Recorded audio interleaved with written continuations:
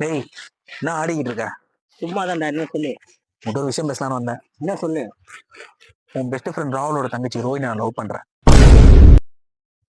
ரோனியாவா? ஆமா. அதெல்லாம் வேணாம், செட் ஆகாது. டேய், ஏன்டா ரோஹினி செட் ஆக மாட்டா? ஏன்டா எல்லாம் இதே சொல்லிட்டு இருக்கீங்க? அப்படி என்னடா, அவளும் ஒரு பொண்ணு தானடா. அவ ரொம்ப நல்ல பொண்ணு மச்சான். உங்களுக்கு ஏன் அது தெரிய மாட்டேங்குது? அவ வந்து எப்படி சொல்றது, என்கிட்ட ப்ரொபோஸ் பண்ணுவோம் ஃபர்ஸ்ட் எனக்கு இதை பத்தி புரியல. ஆனா அவளை லவ் பண்ண ஆரம்பிச்ச இந்த ஒரு மாசத்துல லைஃப்னா என்னன்னு எனக்கு தெரிஞ்சிட்டு இருக்குதுடா. நீங்க ஆகுனா ரோஹினி செட் ஆக மாட்டா சொல்லிட்டு இருக்கீங்க. அவ என்கிட்ட ரொம்ப உண்மையா இருக்க மச்சான். இதுக்கு மேல என்னடா தேவை? அப்படியா? அப்படின்னு உன்கிட்ட உண்மையாண்டாப்பா சொல்லு. ஏன் அவ 10th லவ் பண்ணது, பிளஸ் 2 லவ் பண்ணது, சரி. காலேஜ்ல லவ் பண்ணது, இதெல்லாமே என்கிட்ட ஒரு சொல்லிட்டாரா. அது கூட பரவாயில்ல, நான் அவளை செவ்வாய்க்கிழமை நான்வெஜ் சாப்பிடக்கூடாதுன்னு சொல்லிட்டு சொன்னேன். சரி. ஆனா அவ செவ்வாய்க்கிழமை நான்வெஜ் சாப்பிட்டு அதை மறைக்க கூடாதுன்றது என்கிட்டயே வந்து நான் செவ்வாய்க்கிழமை நான்வெஜ் சாப்பிட்டேன் ஜிஞ்சு, சாரி ஜிஞ்சு அப்படின்னு அவன் என்கிட்டயே வந்து உண்மையா சொல்றடா. இதுக்கு மேல ஒரு உண்மை என்னடா இருக்கு? அவ ரொம்ப உண்மையா இருக்காடா என்கிட்ட. இது போதும்டா எனக்கு.